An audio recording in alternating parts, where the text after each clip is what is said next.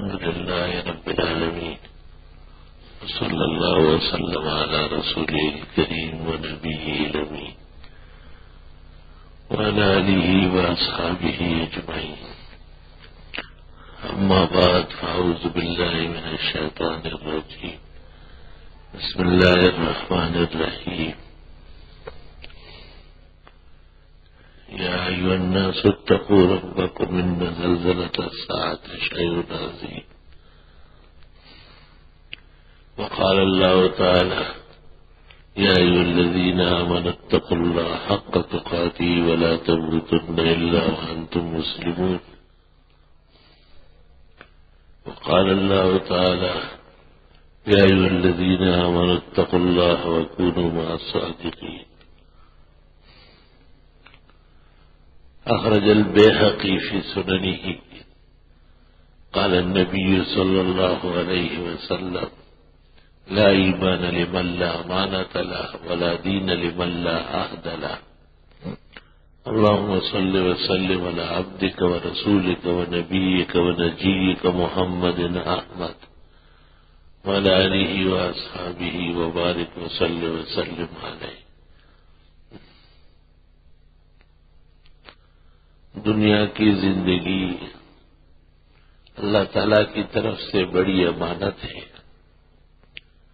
اور جب یہ اپنے صحیح خطوط اور مقتضیات میں ہو، یہ امانت داری اور دیانت داری کی شان رکھتی ہے،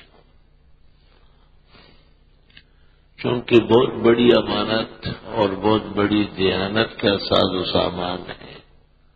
اللہ تعالیٰ نے اس کی تعلیم و تربیت کے لیے انبیاء علیہ السلام مبعوث فرمائے۔ پہلا انسان وہ پہلے ہی پیغمبر قرار دے دیا گیا، آدم علیہ السلام،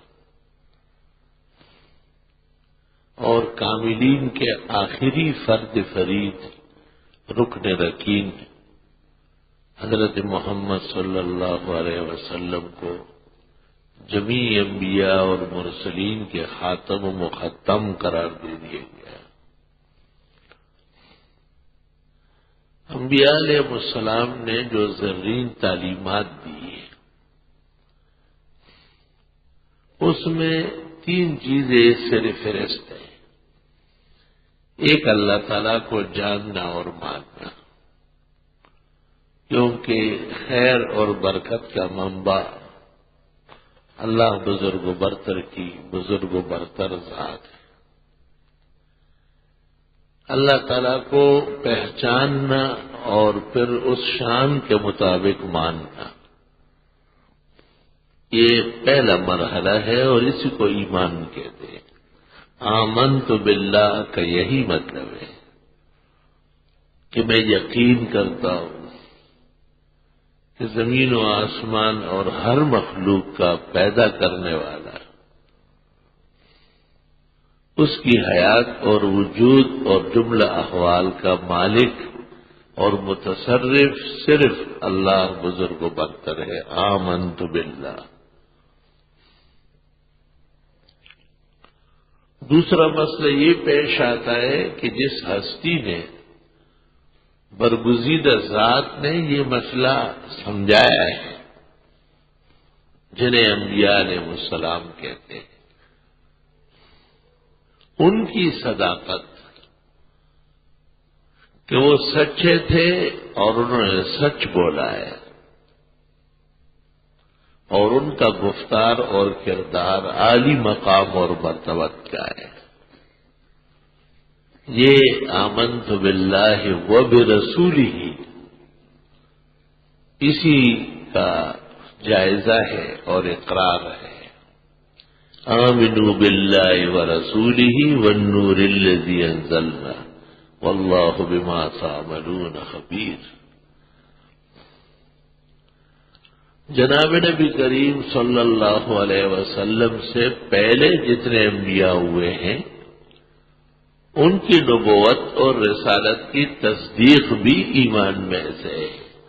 یؤمنون بما انزل الیک وما انزل من قبلک، آپ کے پاس جو وحی آئی ہے آپ کو جو کتاب دی گئی، آپ کو جو منصب رسالت دیا گیا، اس پر ایمان کے ساتھ آپ سے پہلے جو انبیاء اور مرسلین ہوئے ہیں ان کو جو کتابیں دی گئی، صحائف ان کے پاس آئے، ان کو خدائی وحی ملی، خلق کی اصلاح اور ہدایت کے لیے انہیں جو مناصب شریف دیے گئے وہ سب کے سب صداقت کے ترجمان تھے، اور وہ انبیاء اور مرسلین صدق کے پیکر تھے، مجسم صدق تھے، وہ ان کے شرائع اور ان کے ادیان اپنے اپنے وقت میں کامل و اکمل دین تھے، بندوں کی ضروریات کی کفالت کے لیے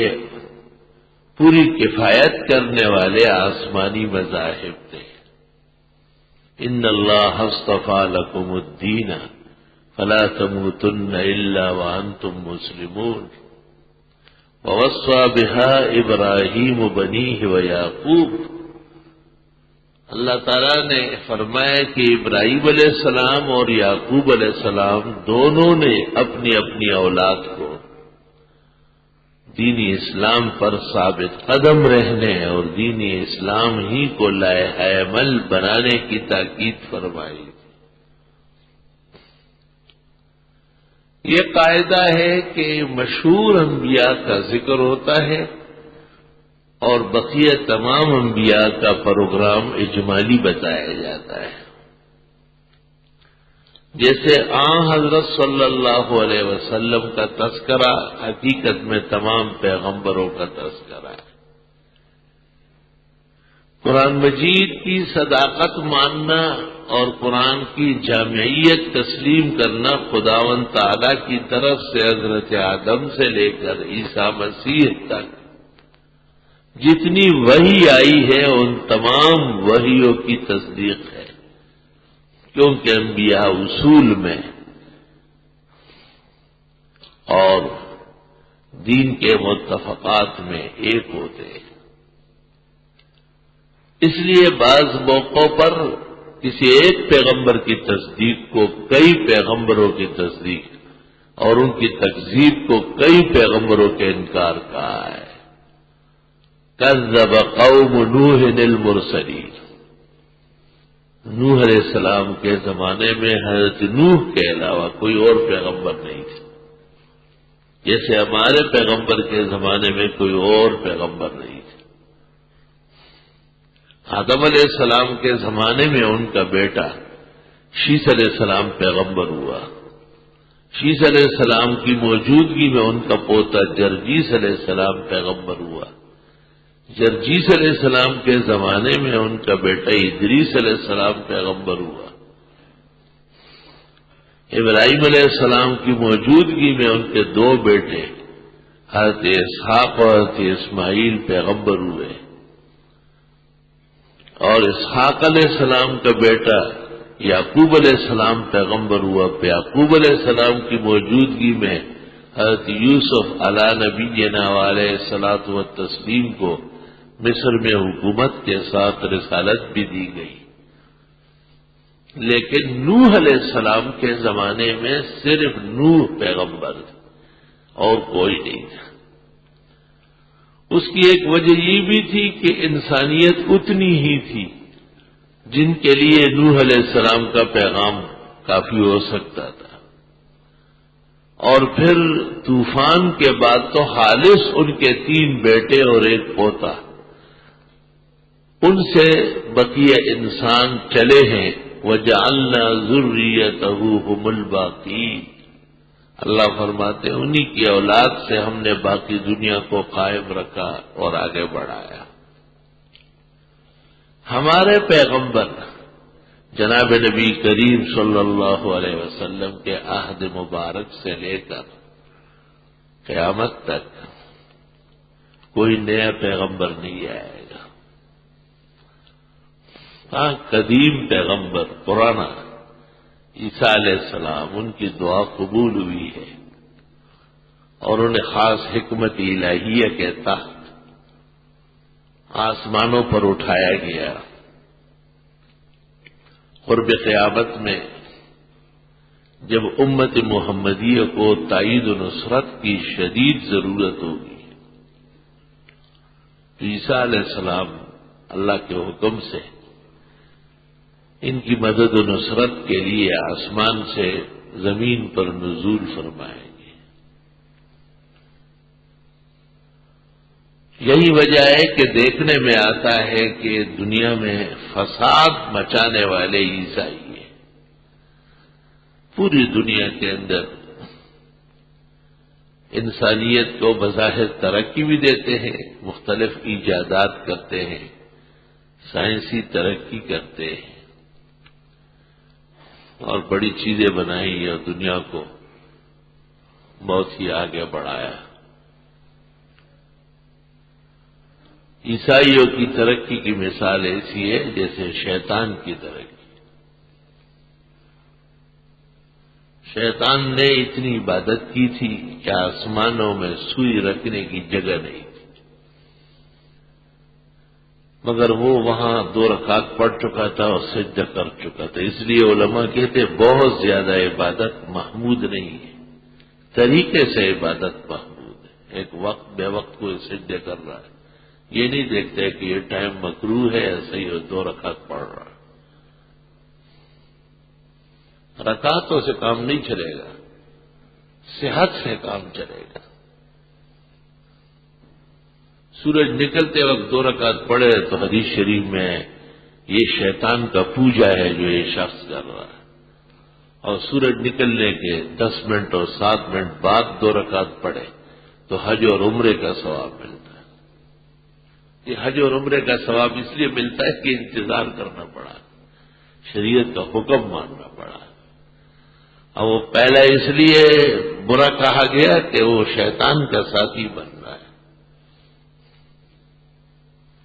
سب سے بہترین گھڑی جس میں مومن اللہ کے قریب ہوتا ہے، اور حدیث شریف میں ہے کہ مومن اللہ کے پہلو میں ہوتا ہے جب وہ سجدہ کرتا ہے۔ ان اقرب ما یکون فیہ العبد الی اللہ السجود، لیکن بغیر وضو کے کوئی سجدہ کرے تو علماء کہتے گناہ کبیرہ تو ہے ہی، یخشى علیہ الکفر، کفر کا بھی اس پر اندیشہ ہے، ایمان سلب ہو جائے گا۔ اس لیے علماء نے قاعدہ لکھا ہے کہ اگر کسی کا وضو جاتا رہا نماز میں تو مسئلہ تو یہی ہے کہ ناک پہ ہاتھ رکھے اور چلے، اس کو اجازت دی ہے صفوں کے سامنے گزرے، صفے چیرتا ہوا جائے، وضو کر کے آئے، ناک پہ اس لیے ہاتھ رکھے تاکہ لوگ یہ سمجھے کہ اس کی نکسیر پھوٹی، اور حکم یہ ہے کہ اگر مسجد میں یا ناک پھوٹے اور نکسیر یعنی خون آنے لگے تو فوراً ناک پکڑے تاکہ خون کے قطرے نیچے نہ گرے۔ مسجد بہت پاک جگہ ہے۔ بخاری شریف میں ہے کہ بعض صحابہ جب ظالم حکمرانوں کو کچھ کہتے تو پہلے نیچے چادر بچھا لیتے کہ اگر یہ مجھے کچھ کہے تو میرے جسم کا خون زمین پہ، مسجد کی زمین پہ نہ گرے۔ مسجد مقدس جگہ ہے، مسلمانوں کی نظر میں آسمان کے نیچے جو زمین پر مقدسات ہے ان میں مقدس مقام مسجد ہے۔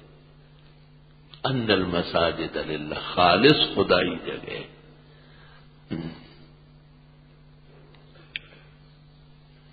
اللہ، لیکن یہی سجدہ اگر بغیر وضو کے ہو تو بہت ہی خطرہ ہے، جس کی اتنی منقبت آئی، اتنی فضیلت آئی، اور وہ ایک ہی سجدہ تھا جس میں خدائی حکم کے خلاف ہوا اور ابلیس کو عمر بھر کے لیے شیطان بنایا۔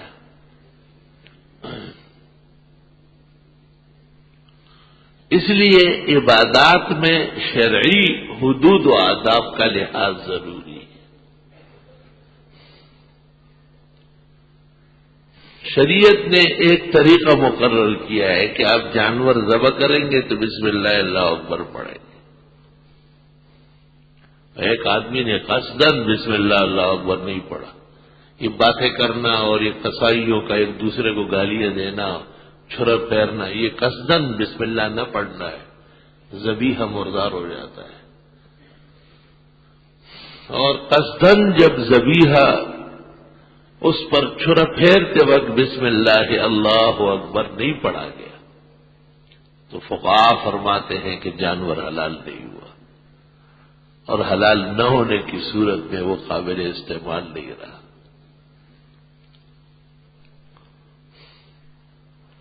ایک لمحہ، ایک جملہ، ایک کلمہ ہے بسم اللہ اللہ اکبر. فقہا کہتے ہیں کہ صرف اتنا بھی پڑھا بسم اللہ تب بھی ذبح ہو گیا. بسم اللہ پڑھ کر کے اور اس سے چند قطرے خون کے آئے اور اس دوران حرکت تھی. اور فقہا نے قاعدہ لکھا ہے کہ جانور کی دم جو ہے نا یہ ہلتی ہے، کبھی اس کی آنکھیں ہلتی ہے، یہ زندگی کی علامت ہے کہ آپ کے چھرا پھیرنے کے بعد مرا ہے، حلال ہے. بہت زیادہ خون نہیں نکلا، ٹھیک ہے، لیکن اوداج 4 رگیں جو گلے کی ہے اوداج اربع وہ کٹ گئی ہے، اکثر حلال ہو گیا. طریقہ ہے شریعت کا، آپ نے ایسا نہیں کیا اور ویسے ایک ٹوکا لے لیا اور اس کا سر تن سے جدا کر لیا. فقہا کہتے ہیں جھٹکا ہے، جھٹکا حرام نہ جائز.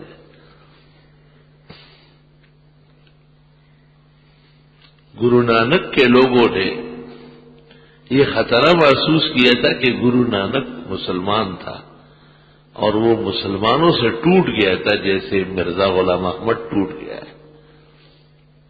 کئی چیزیں ان کی مشترک تھی. وہ گیا تو تھا ہندوؤں کو لانے کے لیے لیکن وہ خود ہی وہی رہ گیا.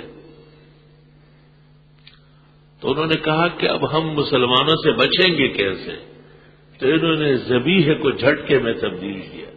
اس لیے سکھ مت میں ذبیحہ مسلم کا حلال نہیں ہے بلکہ ان کے ہاں جھٹکا حلال ہے، الٹا معاملہ. اور وہ بعض ایجنسیاں اور بعض تنظیمیں اور ادارے باہر ملکوں میں جو اس طرح ذبیحہ کرتے ہیں کہ جس کو فقہا نے کہا کہ یہ جھٹکا ہے، وہ حرام قرار دے دیا گیا. اسلامی ملکوں نے جیسے سعودی عرب، اللہ نے اس کو وقار دیا ہے، عزت دی. انہوں نے بڑے بڑے ملکوں میں اپنے لوگ بھرتی کروائے ان سے. انہیں کہا ہے کہ ہمارے لوگ تنخواہ پہ رکھے، تنخواہ آپ دیں گے، اور وہ رپورٹ حکومت کو دیتے کہ یہ صحیح ذبح ہونا. اس لیے سعودی عرب کوئی گوشت ڈبہ جس پہ لکھا ہو ذبیحۃ المسلم ہے جب تک مستند نہ ہو ریلیز نہیں ہوگا، وہاں آ ہی نہیں سکتا ہے. بعض لوگ ناحق وہم کرتے ہیں اور وسوسے کرتے ہیں، یہ مناسب نہیں ہے. اسلامی برادر ملک عقائد و اعمال میں محکم قسم کا اہل سنت ہے، مضبوط عقیدے اور ایمان کا ملک ہے، ان پر اعتماد مکمل طور پر کیا جا سکتا ہے. تو یہ اعمال، یہ قواعد اور ضوابط حقیقت میں ایمان کے تحفظ کے لیے، اور ایمان یہ کہ اللہ جل جلالہ کو خالق، مالک، متصرف، موت، حیات، عزت، ذلت کا مالک، متصرف مانا جائے کہ اس کا کوئی شریک نہیں. عقید توحید سے مومن کا واقف ہونا بہت ضروری ہے. عقید توحید مومن کے لیے ایسا ضروری ہے جیسے جسم کے لیے روح ضروری ہے. عقید توحید میں ذرہ برابر بھی کمی ہو ایمان نہیں رہے گا. توحید اختراعی نہیں ہے، خیالی چیز نہیں ہے. توحید وحی ہے، شرعی ہے. توحید کے لیے انبیاء بھیجے گئے. اعبدوا اللہ ولا تشرکوا بہ شیئا، جو پیغمبر آئے قرآن بھرا پڑا ہے. اعبدوا اللہ، اے لوگو اللہ کی عبادت کرو. عبادت کس کو کہتے ہیں؟ کہ اس میں شرک نہ ہو. آپ نے ایک گائے خدا کے نام پہ ذبح کی اور ایک بکرا کسی درگاہ میں بھی بھیج دیے تو یہ عقیدہ کہاں آ رہا؟ آپ اللہ تعالیٰ سے بھی مانگتے ہیں اور ساتھ ہی بھی کہتے ہیں کہ داتا گنج بخش بھی کچھ نہ کچھ تو کرے گا. اب پیرانی پیر شیخ عبد القادر کو جو بدعتی غوث اعظم کہتے ہیں اور دستگیر کہتے ہیں، اور مختلف ملکوں کے جو بزرگان دین ہیں جن کے بڑے بڑے مزارات اور درگاہیں چل رہی ہے، وہ بھی کچھ نہ کچھ کریں گے، تو آپ کا عقیدہ توحید کا نہیں رہا، عقیدہ شرک میں گندا ہو گیا. توحید شرک کو برداشت نہیں کرتا. ان اللہ لا یغفر ان یشرک بہ، اللہ شرک بالکل معاف نہیں کرے گا. ویغفر ما دون ذلک لمن یشاء، شرک کے علاوہ ہر گناہ معاف فرما دے گا، شرک معاف نہیں ہو سکتا. یا بنی لا تشرک باللہ، لقمان حکیم اپنے بیٹے کو کہتے ہیں اے میرے پیارے بیٹے بالکل شرک نہ کرنا، ان الشرک لظلم عظیم، شرک بہت بڑا ظلم ہے.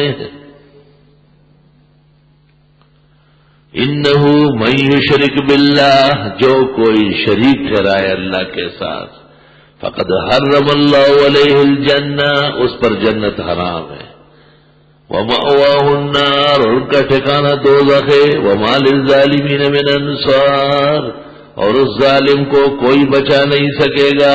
ظالم ہے، بہت بڑا ظالم ہے، اللہ کے ساتھ مخلوق کو شریک کرتا ہے، کبھی نبی کو، کبھی ولی کو، اور کبھی زندے کو اور کبھی مردے کو. اور ظالم ہے، بہت بڑا ظالم ہے. ان شرک لظلم عظیم، اور یہ بہت بڑا ظالم ہے. والظالم، تمہیں جنت حرام ہے. والظالم، تیرا ٹھکانہ جہنم ہے. والظالم، تم نے انبیاء کی تعلیم پر پانی پھیر دیا. والظالم، تم نے اپنے خالق و مالک کو نہیں پہچانا.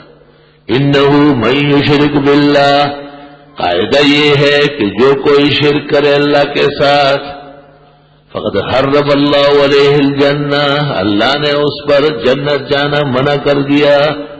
ومأواہ النار، اس مشرک کا ٹھکانہ جہنم ہے. وما للظالمین من انصار، یہ ایک نہیں، ایسے جتنے بھی ظالم ہوں گے ان کو کوئی بچانے والا نہیں ہے. ظالم کو خدا کے روبرو کوئی چھڑانے والا نہیں ہوگا. انبیاء علیہ السلام اس کلمے پر متفق آئے. اس لیے علماء کہتے ہیں کہ قرآن میں جہاں کہیں عبادت ہے بمعنی توحید کے، یا ایھا الناس اعبدوا ربکم، اے لوگو اللہ کی عبادت کرو. قرآن کا 4 رکوع ہے، سورۃ بقرہ کا دعویٰ اور خلاصہ ہے. تو یہاں تفسیر صحابہ نے کی ہے، وحدوا ربکم، اللہ کی توحید کے ساتھ عبادت کرو،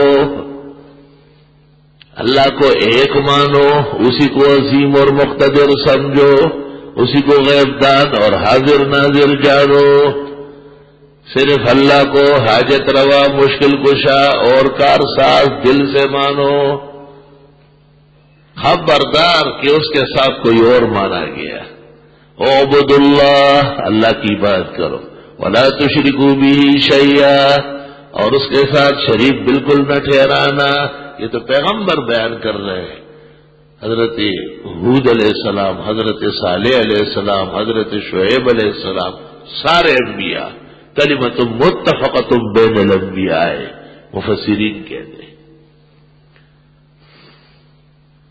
سوال یہ ہے کہ پیغمبر کا ماننا اہم ترین مسئلہ ہے، اور ولی اور دوسرے لوگ تو دور کے ہیں. اصل طبقہ جس پر خدا نے اعتماد کیا ہے کہ یہ میری مخلوق کو مجھ سے جوڑے اور میرے بندوں کو میری طرف متوجہ کرے اور کائنات کو توحید کا سبق پڑھائے، وہ پیغمبروں کی جماعت. اور یہ کلام پیغمبروں کا ذکر ہو رہا ہے کہ انہوں نے یہ تقریر کی. پتہ چلا کہ انبیاء علیہ السلام کو وحی کے مقامات کے ساتھ ماننا عین توحید ہے، اور کبھی بھی اس میں شرک کا شائبہ نہیں ہے.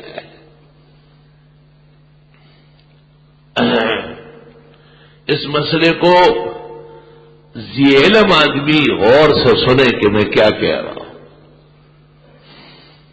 اب دیکھو پیغمبر اس کی وضاحت کر رہے، آپ اسے سن لیں کہ پیغمبروں کو ماننا اور پیغمبروں کی تصدیق کرنا اور ان پر اعتماد کرنا اور ان کی اطاعت و فرمانبرداری کرنا یہ عین توحید ہے.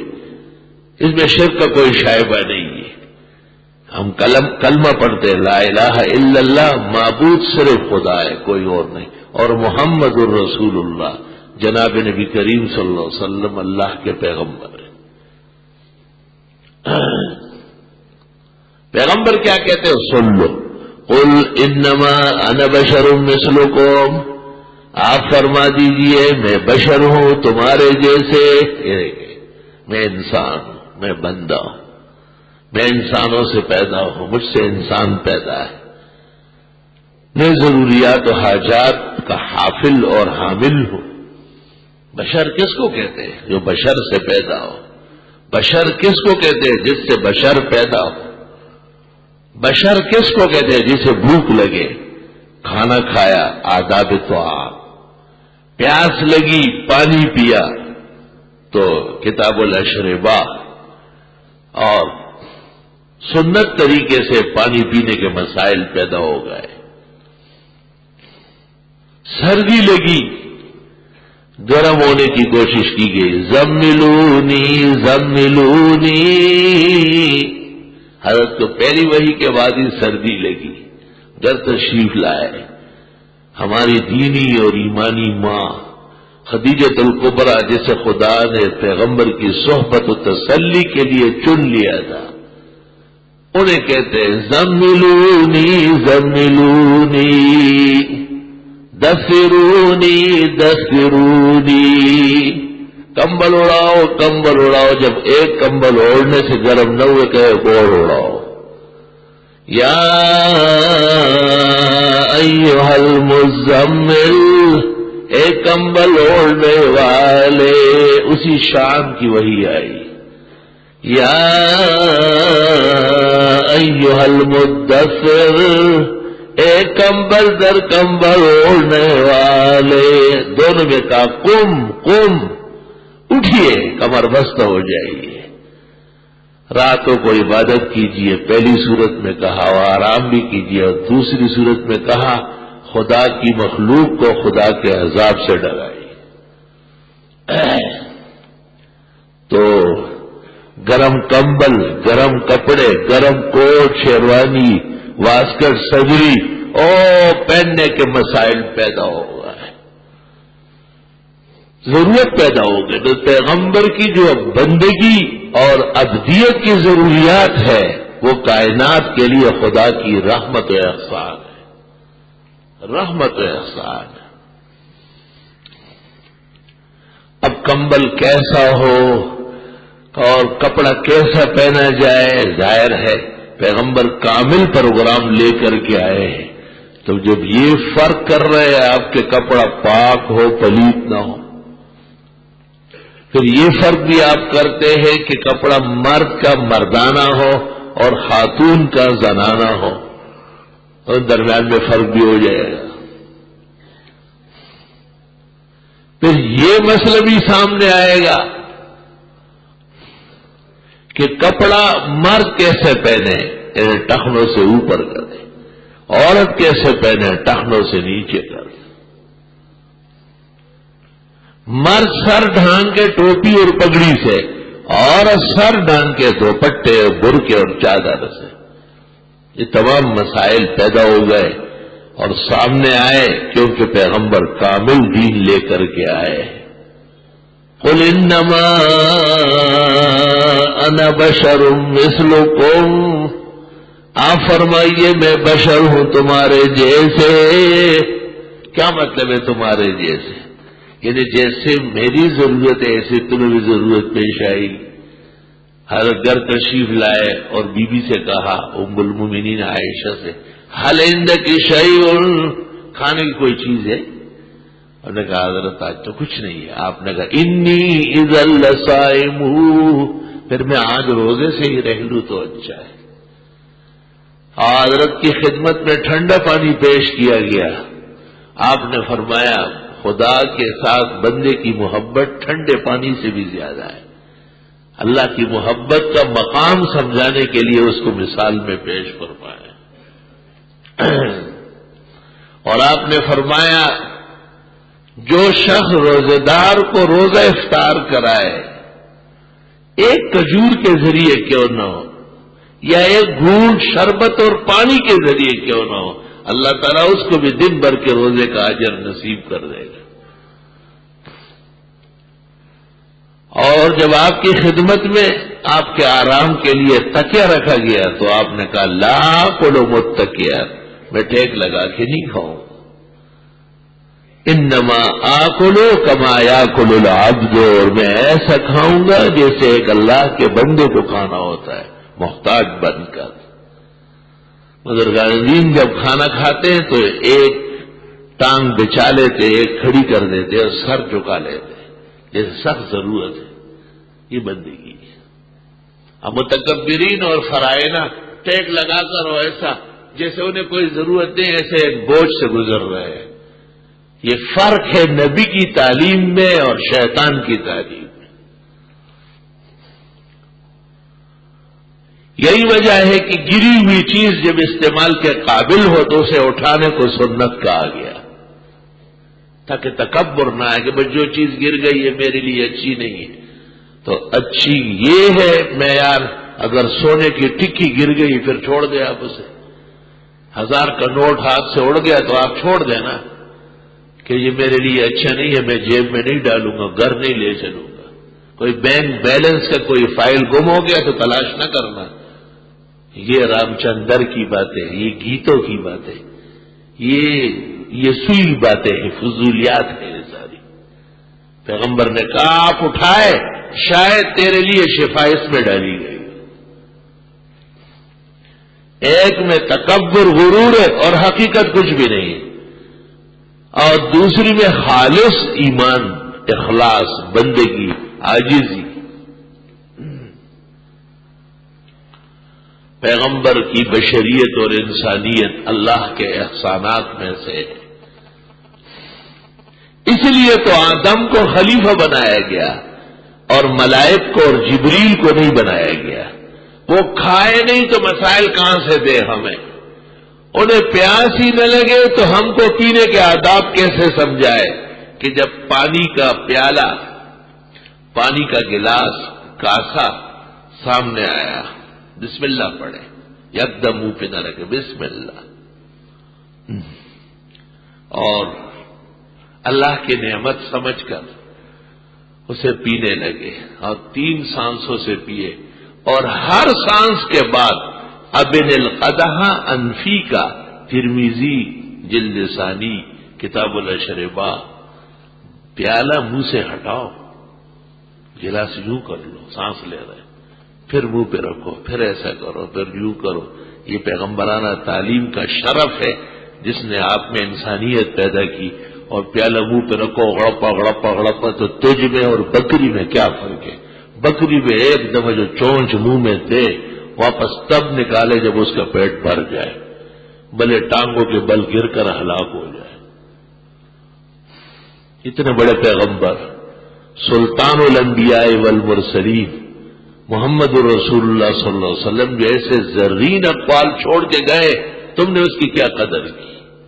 چند گھونٹ پانی میں بھی اپنے نبی کے احترام و ادب کے قائل نہیں. اور شیطان اسی سے خوش ہو جاتا ہے کہ یہ لوگ امتی ہو کر، کلمہ گو ہو کر، اس کے باوجود بھی سنتوں کی پابندی نہیں کر رہے. ابن القدح انفی کا، پیالہ، کاسا، گلاس، کٹورا، کنڈول منہ سے ہٹا لو. طبعی طور پر بھی جب پیالہ منہ کے اوپر ہوگا تو آپ اسی کے اندر بھورے چھوڑیں گے، منہ کے ذرات آ جائیں گے، پیالہ کسی اور کے استعمال کا قابل نہیں رہے. اسی طرح گائے اور بھینس جہاں پانی پی لیتی ہے تو اس میں جگالی اور بھوسا اور اناج چھوڑ دیتی ہے. اگر آپ پیغمبرانہ تعلیم کے مطابق اس کو ہٹا کے پھر قریب کرتے تو یہ تکلیفیں پیدا نہ ہوتی. ہر چیز صاف ستھری ہوتی.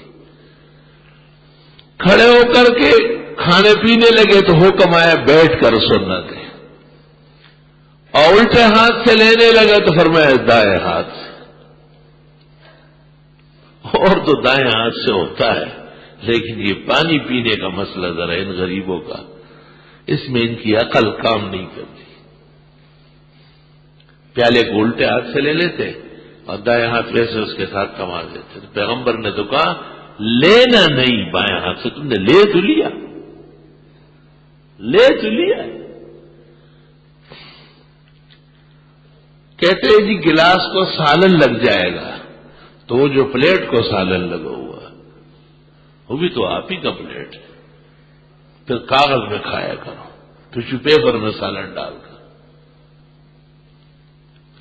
دائیں ہاتھ میں گلاس لو، 3 سانسوں سے پیو بسم اللہ پڑھ کر، اور ہر گھونٹ پر خدا کا شکر کرو اور اس کی نعمتوں کے ترانے گاؤ. الحمدللہ الذی سقانا ماء عذبا فراتا. حضرت جب پانی پیتے الحمدللہ الذی سقانا ماء عذبا فراتا، اللہ کا شکر ہے جس نے ہمیں شیرین پیاس بجھانے والا پانی نصیب کیا. آہا، پانی کی صفات آ گئی ہے، شیرین ہو، پیاس بجھ جائے اس سے. وَلَمْ يَجْعَلْهُ بِذُنُوبِنَا مِلْحًا أُجَاجًا، ورنہ ہمارے گناہوں کا تقاضا تھا، ہماری نافرمانی اور سرکشی کا تقاضا تھا کہ گلاس، بوتل، شربت، دودھ، لسی، مٹھا ہمارے ہاتھ میں آتے ہی زہر بن جاتا. استغفر اللہ. لوگ کی نافرمانی اور سرکشی اتنی زیادہ ہے، کتنی زیادہ ہے. گناہوں کے پیش نظر اگر کھانا فوری متاثر ہوتا تو یہ پانی سین کیا بن سکتا تھا، لیکن خدایا تو نے اپنی رحمت، حمد و ثنا اور احسان کا مظاہرہ کیا ہے کہ ہمارے گناہوں کے باوجود شیرین اور لذیذ پانی ہمیں نصیب فرماتے. ایک صوفی شاعر نے خوب کہا ہے، میرے گناہوں سے تیری رحمتوں کو جوش ہے، میرے گناہوں سے تیری رحمتوں کو جوش ہے، میں گناہ پیش ہوں تو گناہ پوش ہے. خدایا ہماری گناہ تو بہت زیادہ ہے، لیکن آپ کی رحمت و احسان اس سے بھی بڑھ کر ہے. فَلَئِنْ رَحِمْتَ فَأَنْتَ أَكْرَمُ رَاحِمٍ. ایک عربی شاعر کہتے ہیں تو معاف کرنے پر آئے تو تیرے رحمت کے دریا بڑے موزن ہیں. فَلَئِنْ رَحِمْتَ فَأَنْتَ أَكْرَمُ رَاحِمٍ فَبِحَارُ جُودِكَ يَا إِلَٰهِي زَاخِرًا. اللہ تعالیٰ اپنی عنایات و احسانات نصیب فرمائے. سب سے پہلا مرحلہ دنیا کی زندگی کو امانت داری کے ساتھ گزارنے کا، وہ اللہ رب العزت کی جلالت، شان، الوہیت، شہنشاہیت مطلقہ کو ماننا اور جاننا ہے.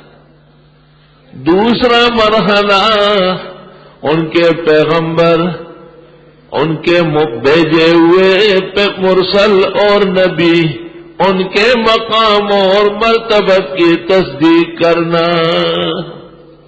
قل انما انا بشر مثلکم، آپ فرمائیے میں تمہارے جیسے بشر ہوں. بدعتی لاکھ تقریریں کرے اتدا گڑنگا دا مناتے جائے، جب تک قرآن زمین پر رہے گا اور قرآن میں یہ آیتیں اٹل رہے گی وہ جھوٹے کہلائیں گے۔ نور مجسم، نور مجسم، نور ہے، نور ہے، نور ہے، اس لیے کہ تو ایمان سے دور ہے، تجھ پر عقل حرام ہے کہ اللہ تجھے عقل دے۔ قرآن پاک ایک مقام پر کیا عجیب بات کر رہے اسے سن لو۔ وَمَا مَنَعَ النَّاسَ أَن يُؤْمِنُوا إِذْ جَاءَهُمُ الْهُدَىٰ، گزشتہ زمانے کے لوگ بھی ایمان لانے سے اس لیے رک گئے تھے، ایمان نہیں لائے۔ وَمَا مَنَعَ النَّاسَ أَن يُؤْمِنُوا إِذْ جَاءَهُمُ الْهُدَىٰ، کیوں؟ وہ یہی کہتے تھے ابعث اللہ بشرا رسولا، کہ خدا نے پیغمبر بشر کیوں بنایا؟ قل کفی باللہ شہیدا بینی وبینکم، اللہ کیا فرماتے ہیں؟ قل لو کان فی الارض ملائکہ، آپ فرمائیے اگر زمین میں فرشتے ہوتے جو خالص نور کے بنے ہوئے مطمئنین رہنے والے، یمشونا چلنے پھرنے والے، لنزلنا علیہم من السماء ملکا رسولا، پھر ہم بھی پیغمبر کو نور بنا کے بھیج دیتے، کیونکہ زمین پر انسانوں کی ضرورت تھی، اس لیے ہم نے آدم علیہ السلام سے لے کر محمد عربی صلی اللہ علیہ وسلم تک تمام پیغمبروں کو انسان اور بشر بنایا۔ قرآن کریم میں ایک مقام پر رب العزت نے تمام پیغمبروں کا بیان نقل کیا، ان نحن الا بشر مثلکم، نہیں ہے ہم مگر بشر تمہارے جیسے، لیکن اللہ نے احسان کر کے ہم کو وحی عطا فرمائی۔ قل انما انا بشر مثلکم، آپ فرمائیے یقیناً میں بشر ہوں تمہارے جیسے، یوحیٰ الی، لیکن مجھے وحی کی جا رہی ہے۔ بشر پیغمبر، بشری پیغمبر کو وحی آ رہی ہے، اس وحی کی وجہ سے وہ کل کائنات سے افضل و بہتر ہو گئے۔ وحی کس چیز کی ہے؟ انما الہکم الہ واحد، کہ تمہارا معبود حاجت روا مشکل کشا کارساز ایک اللہ ہے۔ پیغمبر بشر ہے، خالص انسان ہے، اور کل کائنات کے سردار اور بہترین انسان ہے۔ ایک شاعر کیا عجیب بات کرتا ہے، فَمَبْلَغُ الْعِلْمِ فِيهِ أَنَّهُ بَشَرٌ وَأَنَّهُ خَيْرُ خَلْقِ اللَّهِ كُلِّهِمْ۔ ایک بازوق اردو شاعر نے اس کا باللفظ ترجمہ نظم میں کیا، وہ بشر ہے، حد یہی ہے میرے علم و فہم کی، سب سے مخلوقات میں افضل عظیم القدر بھی۔ وما منع الناس ان يؤمنوا اذ جاءهم الهدى الا ان قالوا وبعث الله بشرا رسولا۔ جناب نبی کریم صلی اللہ علیہ وسلم کو اللہ تعالیٰ نے تمام فضائل مناقب عطا فرمائے، آپ پر نبوت و رسالت مکمل فرمائی، قیامت تک کوئی نیا نبی نہیں آئے گا، ہاں پرانے پیغمبروں میں سے ایک عیسیٰ علیہ السلام ہیں جن کی دعا قبول ہوئی، اور امت محمدیہ کے ایک وفادار جرنیل کی حیثیت سے قرب قیامت میں زمین پر تشریف لائیں گے۔ یہ مسلمانوں کے ایمانیات میں سے ہے، جیسے یہ عقیدہ ہے کہ عیسیٰ علیہ السلام بغیر باپ کے پیدا ہوئے، یہ عقیدہ ہے کہ عیسیٰ علیہ السلام خالص پیغمبر اور نبی ہے، اللہ کے بندے تھے، نہ وہ خدا ہے، نہ خدا کا شریک ہے، نہ خدا کا بیٹا ہے۔ اس طرح یہ عقیدہ بھی ایمان میں سے ہے کہ عیسیٰ علیہ السلام طبعی موت مرے نہیں، بلکہ اعجاز الرحمان کے طور پر رب العزت نے زندہ جسد عنصری ناسوتی زندگی کے ساتھ آسمانوں پر اٹھایا ہے۔ 250 احادیث، 70 کے قریب قرآنی آیات اس کے شواہد موجود ہیں۔ مرزا غلام احمد قادیانی امت کے دجالوں میں سے ہے، جس نے پہلے تو کہا کہ ان کی قبر عیسیٰ علیہ السلام کی رملہ کے راستے میں ہے، اور پھر کہا کہ وہ سری نگر میں ہے، کیونکہ اس نے نبوت کا دعویٰ کیا اور گنجائش تھی نہیں، تو کہا وہ جو عیسیٰ آئیں گے نا وہ میں ہی مراد ہوں۔ اور عیسیٰ علیہ السلام کی والدہ معلوم، نسب معلوم، نسل معلوم، تمام صفات قوم تک معلوم۔ کوئی شخص ایک جگہ سے کھڑا ہو جائے کہ میں یسوع ہوں، عیسیٰ ہوں، کذاب ہی ہے۔ اللہ تعالیٰ نے ان کو جھوٹا کرنا تھا، اس لیے ایسی غلط باتیں اس سے کھلوائی۔ بعض نئی روشنی کے لوگ بے علمی اور قلت عقل و فہم کی وجہ سے عیسیٰ علیہ السلام کے متعلق بعض تفصیلات کے منکر ہیں، لیکن عقائد اہل سنت والجماعت کے 1400 سال سے طے شدہ عقیدہ ہے کہ عیسیٰ علیہ السلام زندہ تابندہ اللہ تعالی کی خاص قدرت اور حکمت بالغہ کے پیش نظر آسمانوں پر اٹھائے گئے ہیں اور قرب قیامت میں دوبارہ تشریف لائیں گے۔ مرزائیوں سے اور کوئی بات نہیں بنتی تو کہتے ہیں وہ جب آئیں گے تو پیغمبر ہوں گے یا غیر پیغمبر ہوں گے۔ اب اگر آپ کہیں پیغمبر ہوں گے تو وہ کہیں گے لے ختم نبوت کہاں رہی، آپ تو پیغمبر کے بعد کسی نبی کے قائل نہیں ہے۔ اور اگر آپ کہیں کہ وہ پیغمبر نہیں ہوں گے تو کہ لے اللہ کے نبی کی نبوت کا انکار کر لیا۔ تو جواب یہ ہے کہ عیسیٰ علیہ السلام جب تشریف لائیں گے تو وہ پیغمبر ہی ہوں گے، لیکن ان کی نبوت مسکوت موقوف ہو چکی ہوگی احترام محمد صلی اللہ علیہ وسلم میں۔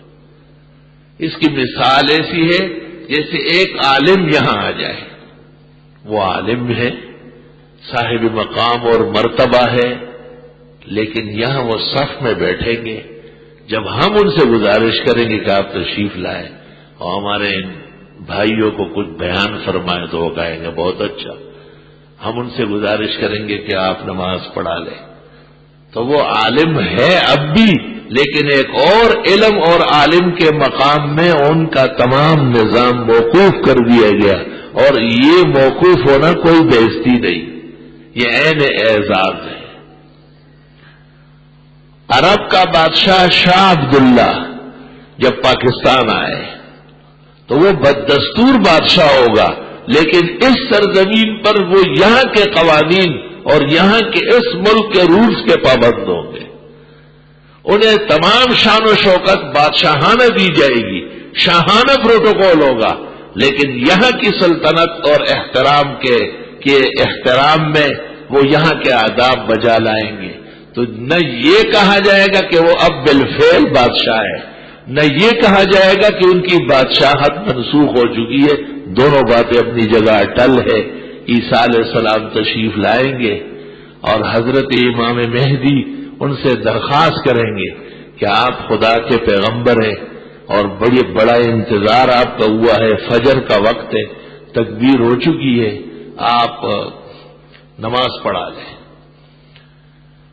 تو حضرت عیسیٰ علیہ السلام کہیں گے کہ آپ نماز پڑھائیں گے، اس امت کے امام آپ ہیں، کیونکہ امام مہدی کے لیے بخاری مسلم میں ہے وَإِمَامُكُم مِّنكُم، عیسیٰ کی تشریف آوری کے وقت آپ کے امام آپ ہی کے ہوں گے. اور بعض روایات ابن کثیر نے نہایہ میں نقل کی کہ تکبیر اب ہوگی اور حضرت عیسیٰ علیہ السلام خود تکبیر فرمائیں گے، اور جب حضرت پڑھیں گے اشہد ان محمد رسول اللہ تو حضرت عیسیٰ علیہ السلام آپ دیدہ ہو جائیں گے، کیونکہ اسی منصب کی شرافت کے لیے تو دعا فرمائی ہر پیغمبر نے، خدایا مجھے امت محمدیہ کا شرف مل جاتا، لیکن عیسیٰ علیہ السلام کی دعا قبول ہوئی اور انہیں یہ مقام اور مرتبہ حاصل ہو گیا ہے. اس مسئلے پر ہمارے بزرگوں نے بڑا طویل کام کیا ہے. امام الحسن مولانا انور شاہ نے اس پر کئی کتابیں، خاص کر وہ کتاب جس کے لکھنے کے بعد حضرت عیسیٰ علیہ السلام کو خواب میں دیکھا کہ قیامت قائم ہو چکی ہے اور سب لوگ شفاعت کے لیے پریشان ہیں، لیکن جب حضرت مولانا انور شاہ سے تشریف لائے تو عیسیٰ علیہ السلام نے حضرت سے کہا، حضرت صلی اللہ علیہ وسلم سے، کہ حضرت انور شاہ کی شفاعت کی تو مجھے اجازت دے، کیونکہ انہوں نے میری ناموس اور عزت پر بڑی غیرت کی اور عقیدت الاسلام فی حیات عیسیٰ علیہ السلام بھی کی. حضرت فرماتے تھے کہ خواب سے تسلی ہوئی کہ تصنیف عند اللہ مقبول ہو گئی ہے اور امت کو اس سے نفع پہنچے گا انشاءاللہ تعالی. اس تصنیف کے متعلق پاکستان کے شیخ الاسلام دارالعلوم دیوبند کے سابق متکلم مفسر شیخ الحدیث مولانا شبیر احمد عثمانی لکھتے ہیں، پوری امت محمدیہ میں کسی نے ایسی کتاب نہیں لکھی جو عیسیٰ علیہ السلام کی حیات پر مولانا انور شاہ صاحب نے لکھی. اردو زبان میں تفسیر میں یہ جملہ شائع ہے، والحمدللہ علی ھذا. خداوند تعالی کی تصدیق، ربوبیت کی، الوہیت کی، اور اس بات کا اقرار و تصدیق کہ اللہ کا کوئی شریک نہیں. اعبدوا اللہ ولا تشرکوا بہ شیئا. اس لیے شریعت کے تمام احکام، طریقہ تو محمد صلی اللہ علیہ وسلم کا ہے مگر عبادت خدا کی ہے. سنت جو ہم پڑھتے ہیں یہ سنت پیغمبر کا طریقہ ہے کہ آپ نے اللہ کے حضور اس طرح نماز شروع کی، اس طرح 2 رکعت پڑھی، اس طرح رکوع کیا، اس طرح سجدہ کیا. طاعات اور عبادات ساری کی ساری رب العزت کے نام ہے. اعبدوا اللہ ولا تشرکوا بہ شیئا.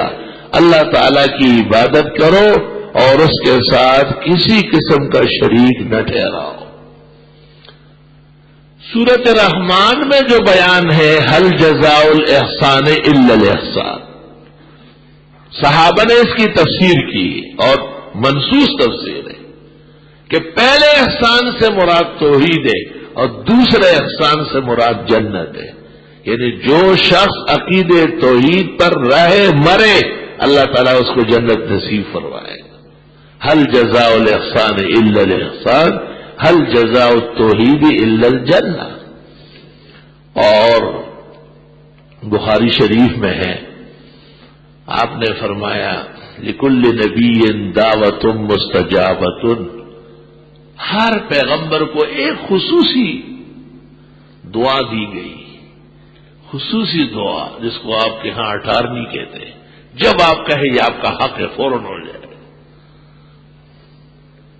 فتعجل بها علی قومی، قوم نافرمان و سرکش ہو جاتی تھی، حد سے بڑھ جاتی تھی، پیغمبر تنگ آ جاتے اور فرماتے رب لا تذر علی الارض من الکافرین دیارا. خدا ان بے ایمانوں کو غرق کر دے، یہ زندہ رہنے کے قابل نہیں. انک ان تذرہم یضلوا عبادک، ان کو چھوڑو گے تو اور نقصان کریں گے. ولا یلدوا الا فاجرا کفارا، جو ان سے پیدا ہوں گے وہ ان سے زیادہ ہی غلط ہوں گے. ایسے نبی ناراض، ایسا دکھایا ہے کہ اس نسل سے کوئی توقع نہیں. خدا نے پیغمبر کی دعا قبول کی، قوم تو غرق ہو گئی لیکن 18ویں ختم ہو گئی. فرمایا ہر پیغمبر نے قوموں سے تنگ آ کر وہ مخصوص دعا وہ جب بھی مانگے قبول ہو جائے وہ استعمال فرمائی. وَإِنِّي اخْتَبَأْتُهَا شَفَاعَةً لِأُمَّتِي، میں نے اس دعا کو محفوظ رکھا ہے امت کی شفاعت کے لیے، میں نے نہیں استعمال کی. مشہور ہے کہ حضرت نے کسی کو بد دعا نہیں دی، بد دعائیں تو دی ہے لیکن قوم قبیلے کو مکمل امت کے پورے نافرمانوں کو بد دعا نہیں دی گئی، افراد کو دی گئی. اب آگے جملہ سنو، فرماتے ہیں وَهِيَ تُنَالُ لِمَن مَّاتَ مِنْ أُمَّتِي، یہ دعا ملے گی ہر اس شخص کو میری امت میں سے لا یشرک باللہ شیئا، جو بغیر شرک کیے مرا ہو تو میری یہ شفاعت ان کو حاصل ہوگی. معلوم ہوا کہ بدعتی اور مشرک قیامت کے دن رحمت للعالمین کی شفاعت سے محروم ہوگا. انہ من یشرک باللہ، بے شک جو شریک ٹھہرائے اللہ کے ساتھ، فقد حرم اللہ علیہ الجنہ، اللہ نے اس پر جنت حرام کی. ومأواہ النار، اس کا ٹھکانہ جہنم ہے. وما للظالمین من انصار، اور ان مشرک ظالموں کے چھڑانے والے کوئی نہیں ہوں گے. اللہ پورے عالم کے مسلمانوں کے عقائد و اعمال کی اصلاح فرمائے. وآخر دعوانا بسم اللہ الرحمن الرحیم. جو حضرات آگے بڑھ رہے ہیں وہ نمازیوں کا خیال رکھیں. کیا وضو کے بعد پاجامہ یا لنگی پر شرمگاہ کی جگہ پر چھینٹا مارنا مستحب ہے؟ جنہیں یہ وسوسہ ہو قطرہ نکلنے کا ان کو مستحب ہے، ورنہ نہیں.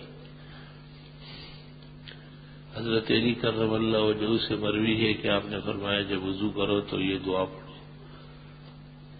بسم اللہ اللہم انی اسألک تمام الوضوء و تمام الصلاح و تمام مغفرتک، یا پھر بسم اللہ العظیم والحمد للہ علی دین الاسلام. یہ آخری دعا تو ہمارے یہاں منقول ہے، پہلی دعا نظر سے نہیں گزری.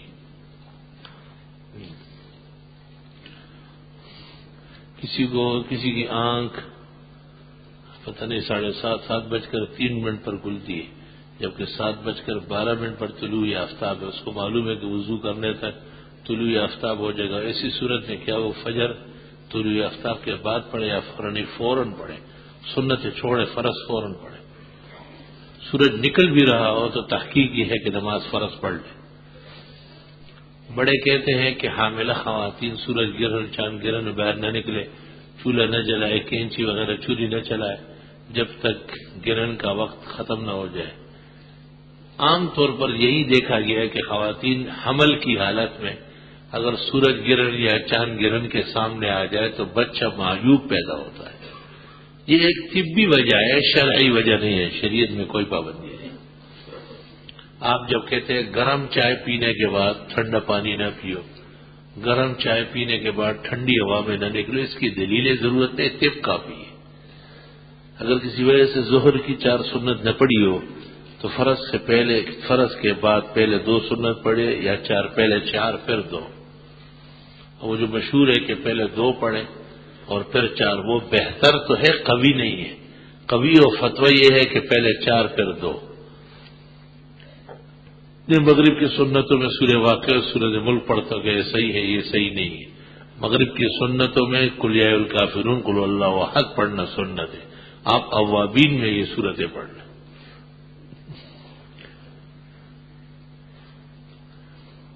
ہجڑے کا نماز جنازہ پڑھنا کیسا ہے؟ جنازہ تو ہے، مسلمان ہے. اگر علامات عورت کی غالب ہے تو اس کی نیت کر لے، اور اگر مرد کی غالب ہے تو اس کی نیت کر لے. الفاظ وہی پڑھے جائیں گے جو پڑھے جاتے ہیں.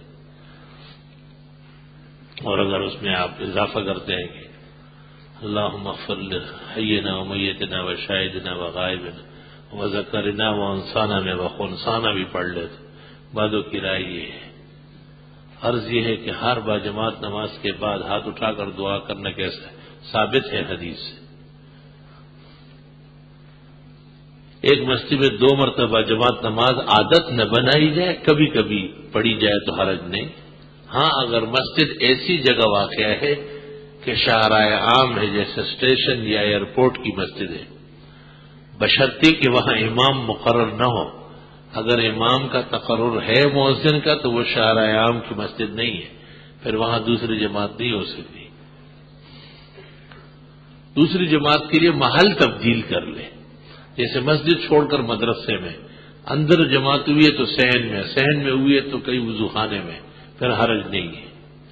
اذان کے بعد ہاتھ اٹھا کر دعا کرنا حدیث سے ثابت ہے، اذان کے بعد دعا میں ہاتھ نہ اٹھانا سنت طریقہ ہے۔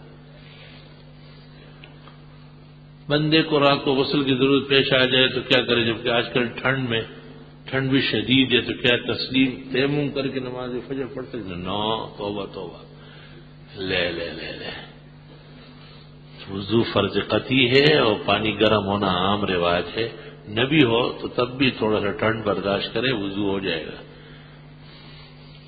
ہاں اگر یہ اندیشہ ہو کہ ٹھنڈا پانی استعمال کر کے آپ ہلاک ہو جائیں گے، ایسے کسی فالج میں معوفی میں آپ مبتلا ہے، وہ پھر عذر ہے، بے شک تیمم کر سکتے ہیں۔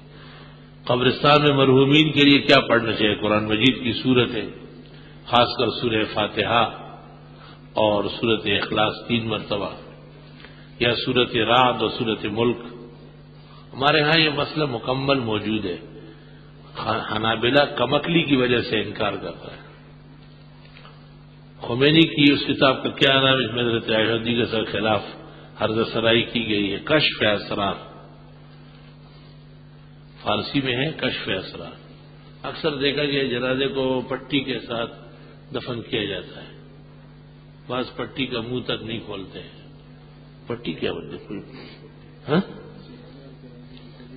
نہیں، وہ کھولنا سنت طریقہ ہے۔ مردے کا جو احترام میں منہ اور پیر باندھے جاتے ہیں، قبر میں رکھنے کے بعد تمام گرے کھولے جائیں۔ فقہا کہتے ہیں ثم تحل العقد، پھر تمام گرے کفن کے کھولے جائیں۔ ہاں اگر کوئی ایسا گرا ہے کہ جس کے کھولنے سے مردے کی بے عزتی ہوتی ہے، وہ رہنے دیں، لیکن منہ اور پیروں کے کھولے جاتے ہیں۔ میں اپنی بڑی بہن بھانجے کے ساتھ عمرے کا ارادہ ہے، کیا میرے ساتھ میرے معموزات بہن جو کہ شادی شدہ ہے اپنی بچی کے ساتھ میرے ہمراہ عمرہ کر سکتی ہے، جبکہ اس کا شوہر موجود ہے، مگر وہ چھوٹے بچوں کی وجہ سے نہیں جا سکتی اور کوئی اس کا بھائی بہن بھی نہیں ہے۔ جو صورتحال آپ نے لکھی ہے وہ آپ کی خواتین کے ساتھ مل کر جا سکتی ہے۔ علماء لکھتے ہیں کہ اعتماد کی عورتوں کے ساتھ بغیر محرم کی عورت جا سکتی ہے، جبکہ ان معتمد عورتوں کا اپنا محرم ہو، درست اور صحیح ہے۔ میں سعودی عرب جانے کی خواہش رکھتا ہوں، آپ سے گزارش ہے کہ دعا فرمائے، اگر میرا جانا بہتر ہو تو اللہ آمین۔ فجر کی نماز مسجد میں جماعت پڑھنے کے بعد اشراق کی نماز گھر میں ادا کی جا سکتی ہے، کوئی حرج نہیں۔ بصورت مجبوری اگر گھر میں تنہا فرض نماز ادا کرتی ہوں تو کیا اقامت کی ضرورت ہوگی؟ نہیں، اقامت کی ضرورت نہیں، محلے کی اقامت و اذان کافی ہے۔ ہمارے گھر کے بزرگ عصر مغرب کے درمیان نہانے سے منع کرتے ہیں، یہ سخت وقت ہے، اس وقت نہانا نہیں چاہیے، یہ غلط بات ہے، وہم ہے اور گناہ ہے۔ مفتی صاحب میرے والدین، نانی، خالہ، بہن کی صحتیابی کے لیے آمین۔ میں جس جگہ ملازمت کرتا ہوں وہاں کمپنی نقصان میں جا رہی ہے، ہماری کمپنی کے لیے دعا کرے، آمین، اللہ اسے ترقیات دے۔ آپ کثرت سے استغفار اور رات کے اوقات میں واقعہ اور 12 بجے رات کے بعد سورہ یاسین پڑھنے کا عمل اختیار کر لیں، 3 ہفتے کے اندر اندر کمپنی ڈوبنے سے بچ جائے گی۔ اگر باتھ روم میں سے بہت سی مکھیاں ہوں اور وہ غلاظت پر بیٹھنے کے بعد کپڑوں پر اور جسم پر بیٹھتی ہو تو کیا یہ کپڑے جسم ناپاک ہوں گے؟ اگر اثر نظر آئے تو، ورنہ نہیں۔ غیر مقلد مسئلہ الجوربین کرتے ہیں، ان کے پیچھے اقتداء درست نہیں ہے۔ جس شخص نے صرف جرابوں کا مسح کیا ہے جبکہ وہ شرعی موضع نہیں ہے، ایسے امام یا ایسے شخص کی اقتداء میں نماز نہیں پڑھی جائے گی۔ جمعے کے ثانی اذان کو سنت نہ کہنا کیسا ہے؟ گناہ ہے، اس کے سنت ہونے پر صحابہ کا اجماع ہے۔ تقلید اور اتباع میں کیا فرق ہے؟ اتباع اللہ اور رسول کی ہے، تقلید ائمہ کی ہے۔ ہاتھی اچھا جی، یعنی ادلہ سے واضح کرنا مطلوب ہے، ادلے کا موقع یہ نہیں ہے، اس کے لیے مولانا قاری طیب صاحب کی کتاب ہے تقلید کی شرعی حیثیت، اور حضرت مولانا تقی عثمانی مدظلہ کی بھی ایک کتاب ہے تقلید پر، یہ دونوں آپ ملاحظہ فرمائیں۔ مزید تفصیلات دیکھنی ہو تو محقق الاسر شیخ الحدیث مولانا سرفراز خان مدظلہ کی کتاب الکلام المفید فی مسئلۃ التقلید اردو زبان میں اس مسئلے پر انسائکلوپیڈیا ہے. حدیث مشکات کے مطابق 99 اسما بتائے گئے اور یہ سب ایک ترتیب سے درج ہے. اگر ترتیب یاد نہ رہے تو کوئی حرج نہیں. کیا حضرت الیاس رحمہ اللہ رحمۃ اللہ علیہ نبی تھے؟ کون سے الیاس بھائی؟ مولانا الیاس تو کہ تبلیغی جماعت والوں کو پیغمبر بنا رہا ہے. کیا وہ جن تھے؟ کیا ان کو اٹھا لیا گیا تھا اور وہ قیامت سے پہلے دوبارہ تشریف لائیں گے؟ انبیاء میں ایک الیاس بھی ہے، ان الیاس لمن المرسلین، اور وہ کب گزرے ہیں اس میں شدید اختلاف ہے، اور ان کی نبوت قرآن مجید سے ثابت ہے. بالابق کی طرف بھیجے گئے. اگر ایک شخص کی حالت سفر میں نماز قضا ہو جائے اور عشاء کی نماز کے وقت واپس اپنے شہر پہنچ جائے تو وہ نماز عصر کی 2 رکعت ادا کرے گا. نماز جس طرح قضا ہوئی ہے اس طرح پڑھی جائے گی. جب قضا ہو رہی تھی تو 2 فرض تھی تو 2 ہی لٹائی جائے گی. حضرت ابوبکر کا اصلی نام کیا تھا اور ان کے کتنے بیٹے تھے؟ یہ تاریخی مسئلہ ہے. وہاں دیکھ لو. ہجرت کی رات میں حضرت نے حضرت علی کو بستر پر کیوں سلایا؟ گھر کے آدمی تھے. حضرت علی رضی اللہ عنہ حضرت صلی اللہ علیہ وسلم کو خطرے میں چھوڑ کر آرام میں سو ہوئے. پتہ نہیں کیا لکھا ہے. حضرت علی ان کے خادم تھے، حضرت علی ان کے داماد ہیں. گھر کے افراد کو امانت حوالے کی جو شہر والوں کی تھی. ایسی بات اور جو تم لکھ رہے ہو پتہ نہیں شیعوں کا ایجنٹ ہو یا کیا ہو. کیا اسٹاک ایکسچینج اور شیئر میں سرمایہ لگانا جبکہ سود نہ ہو؟ ہمیں اس کے پارٹیکولر پورے نہیں ملے. بظاہر سودی نظام ہے. عشاء کی وطروں کے بعد قضا عمری پڑھ سکتے ہیں. ایک بدعتی نے کہا ہے کہ قرآن مجید میں اعراب لگانا بھی بدعت ہے. وہ بدعتی ہے نا، اس کو ہر چیز بدعت نظر آتی ہے، کیونکہ بینگے کو دوسرے بھی بینگا نظر آتا ہے. عورت کے لیے مکمل کالے یا لال کپڑے پہننے. لال تو بہت اچھے ہیں لیکن کالے محرم میں نہ پہنے. قرب قیامت میں جو لڑائیاں ہوں گی مہدی کی قیادت میں کفار کے ساتھ، تو کیا اس وقت دوبارہ تلواروں کا دور ہوگا؟ اس وقت جو اسلحہ ہوگا وہ مفید ہوگا.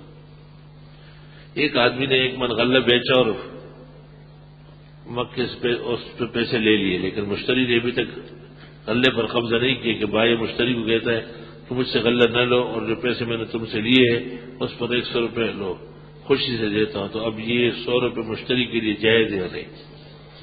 اب یہ 2 صورتیں ہیں. پہلی صورت یہ ہے کہ وہ یہ کہے کہ چونکہ آپ مجھے رقم ادا نہ کر سکے تو آپ بے سے دستبردار ہو جائیں، پھر اتنی رقم واپس ہوگی جتنی رقم پر سودا ہوا ہے. دوسری صورت یہ ہے کہ اس کو کہے کہ گندم تو آپ کے ہیں لیکن آپ نے پیسے نہیں دیے، لہذا اب جو ریٹ ہے اس پر مجھے دے دیں، اور خوشی سے اس کو 100 روپے دے، شرط نہ ہو، درست اور صحیح. احوال و زندگی حضرت سلیمان کے متعلق ایک ایسی کتاب بتائے جس میں مفصل ذکر آیا. قصص الانبیاء، قصص القرآن جو حفظ الرحمان سے 12ویں کی ہے، یا معرف القرآن مفتی عمر شفیع صاحب کی، اس میں پورے واقعات ہیں. کیا مسجد اور مدرسے کے چندے کو امام یا مدرس کو بطور پکار دے سکتے ہیں؟ پکار کیا ہوتا ہے؟ جبکہ امام مدرس کو تنخواہ دینے والے کوئی اور نہ ہو. یوں نہ کہے، اس طرح کہے کہ ایک مسجد یا مدرسے کے لوگ تنخواہ نہیں لیتے یا وہاں انتظام نہیں ہے تو وہاں آمدات سے ان کی ضروریات زندگی کر لینا درست اور صحیح. ایک آدمی نے غصے کی حالت میں 3 کنکری اپنی بیوی کی طرف پھینک دی تو اس سے طلاق ہو گئی. بس خالی کنکری مار رہا ہے، کوئی شیطان سمجھے اس کو کیا؟ طلاق کا لفظ نہیں کہا ہے، طلاق نہیں ہوئی. حدیث میں آپ نے دجال کے بارے میں فرمایا کہ وہ گدھے پر سوار ہوگا. بعض لوگوں کا نظریہ ہے کہ آپ نے گدھے کا ذکر بطور سواری کی کیا، یہ وہ جہاز پر سوار ہوگا یا یاجوج ماجوج سے کو. مرزا غلام احمد قادیانی نے کہا ہے کہ اس گدھے سے مراد ریل گاڑی ہے، کیونکہ اس میں آتا ہے کہ اس کے کان بہت لمبے لمبے ہوں گے. بعض روایت میں کہ اس کے کانوں میں لوگ بیٹھے ہوں گے. تو اور مرزا غلام احمد کی تحقیق یہ ہے کہ دجال کا گدھا ریل گاڑی ہے، اور ہماری تحقیق یہ ہے کہ دجال خود مرزا تھا. جب وہ مر گیا تو لاہور سے اس کی لاش لے کر کے قادیان ریل گاڑی میں لے گئے. تو مولانا لال حسین اختر جو اس وقت امیر تھے ختم نبوت کے، انہوں نے بیان دیا کہ ہماری تحقیق یہ ہے کہ مرزا دجال ہے، اور مرزا صاحب کی تحقیق یہ تھی کہ ریل گاڑی دجال کا گدھا ہے، سو دجال کی لاش کو دجال کے گدھے پہ رکھ کے دجال کے ٹھکانے پر پہنچا دیا. تفصیلات مولانا نور محمد دہلوی کی کتاب علامات قیامت، یا محترم مولانا مفتی نظام الدین مرحوم کی کتاب ظہور مہدی احادیث کی روشنی میں ملاحظہ فرمائیں. جائے نماز پر امام باڑے کی تصویر ہو اس پر نماز پڑھنا ناجائز ہے. اگر مصلی پر مسجد نبوی بیت اللہ اور نماز جائز ہے تو اس کے نیچے بچا کر پھر بیٹھنا کیسا درست اور صحیح ہے؟ کیا ان مقدس مقامات کی توہین نہیں توہین نہیں. امام مغرب امام محراب کے اندر ہو اور مقتدی مسجد میں کیا یہ صحیح درست ہے؟ قرآن مجید میں ہے وہ قائم یصلی فی المحراب کہ زکریا علیہ السلام محراب میں کھڑے ہو کے نماز پڑھتے تھے. بعض کہتے ہیں کہ امام کا قدم مسجد میں ہونا ضروری ہے. یہ بعض فقہاء نے لکھا ہے کہ لیکن یہ مسئلہ کمزور ہے. درست یہ ہے کہ مطلق محراب میں کھڑا ہونا قرآن و سنت سے ثابت ہے. وقت ایک رکعت نکل جائے اور پھر غلطی سے امام کے ساتھ ایک سلام پھیر لے تو سجدہ سہو کرنا ہوگا. جو خطا خلف الامام ہے، یعنی ایک شخص کی رکعت چھوٹی تھی، امام کے ساتھ سلام نہیں پھیر رہا تھا لیکن پھیر لیا، اس کا سجدہ سہو نہیں ہے کیونکہ یہ خطا خلف الامام مقتدی کا معاف ہے. قرآن پاک حفظ کرنا ہو میرے لیے دعا فرمائے، اللہ تعالی نصیب فرمائے. غائبان نماز جنازہ ناجائز ہے، یہ سیاسی چال ہے. جمعے کی دوسری اذان اس کا جواب نہیں ہے، اذان اول کا جواب. ٹریننگ شدہ کتوں سے ڈکیتی وغیرہ معلوم کرنے کی شرح نہیں ہے، تدبیر ہے، دنیا کی ایک چال ہے، درست ہے. ہماری ایک عزیز محترمہ خولہ آپریشن کے بعد بھی طبیعت میں گرانی محسوس کرتی ہے، اللہ اسے زندگی اور صحت دے. میرے والد 2 سال سے آنکھوں کی تکلیف میں ہیں اور اب دیکھنے میں بہت مشکل ہے، اور والدہ کی طبیعت بہت خراب ہے. اللہ دونوں کو صحت کاملہ شفا عاجلہ عطا فرمائے. الحمدللہ رب العالمین وصلی اللہ وسلم علی رسول الکریم و نبی الامین وعلی آلہ واصحابہ اجمعین. جتنے بیماروں کا تذکرہ ہوا اللہ انہیں صحت شفا دے، اور جن کی پریشانیاں بتائی گئی اللہ ان کی پریشانیاں دور فرمائے. جنہیں اور کوئی دین و دنیا کی اٹکن ہے اللہ انہیں آرام راحت سہولت نصیب فرمائے. خداوند تعالی جملہ مسلمانوں کے دینی اور دنیاوی مشکلات حل فرمائے، پریشانیاں دور فرمائے، ایمان و اسلام پر استقامت عطا فرمائے، انجام بخیر فرمائے. صلی اللہ تعالی